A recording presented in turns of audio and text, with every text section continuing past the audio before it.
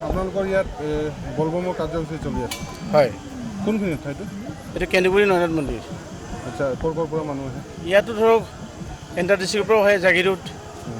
ৰহা চাপৰমুখ নগাঁও কঠীয়াতলি যমুনামুখ ইপিনে লামডিং গোটেই enter district গোটেই আহে মানুহ ওচৰ চুবুৰীয়া চব আহি পৰে আমি প্ৰত্যেক বছৰে এনেকৈ ভলীবম পাতি থাকোঁ এতিয়া ক'ভিড প্ৰট'কলৰ মাজতো ৰাইজে আহিছে ক'ভিড প্ৰট'কল মানি চলিছে চৰকাৰে যিটো নিৰ্দেশনা সম্পূৰ্ণখিনি মানি কৰি আমি আজি এই যে ভলীবম আমি পালি আছোঁ সেইকাৰণে আমি ৰাইজক যথেষ্ট আমি ভাল পাইছোঁ যে ক'ভিড প্ৰট'কলৰ মাজতো আজি ভলীবম এই শিৱ পূজা কৰিব আহে শাওণ মাহত তেখেতলোকে ক'ভিড প্ৰট'কল মানি চলাৰ কাৰণে আমি আমাৰ কমিটিৰ পৰা অশেষ ধন্যবাদ জনাইছোঁ এইটো বিশেষত্ব কি আছে এই মন্দিৰৰ ইয়াৰ বিশেষত্ব হ'ল আমি জানামতে সপ্তম অষ্টম শতিকাৰ কছাৰীসকলৰ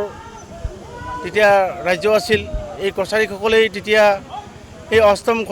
শতিকা বা অষ্টম শতিকাৰ এই ভলীবম আগৰ পৰাই পৰম্পৰা কৰি আহে সেয়েহে আমি এতিয়া কছাৰীসকলে বা ডিমাচাসকলে আমি পৰম্পৰাগতভাৱে এই নয়নাথ মন্দিৰত আমি ভলীবম উদযাপন কৰিছোঁ তাৰ লগতে আমাৰ অন্যান্য ঠাইৰ পৰা এণ্টাৰ ডিষ্ট্ৰিক্টৰ পৰা অহা মানুহ আমাক সহায় সহযোগ জনাইছে আৰু ভলীবম এই শিৱ পূজা কৰি আছে আপুনি চাই আছে ৰিপৰ্টাৰ অসম।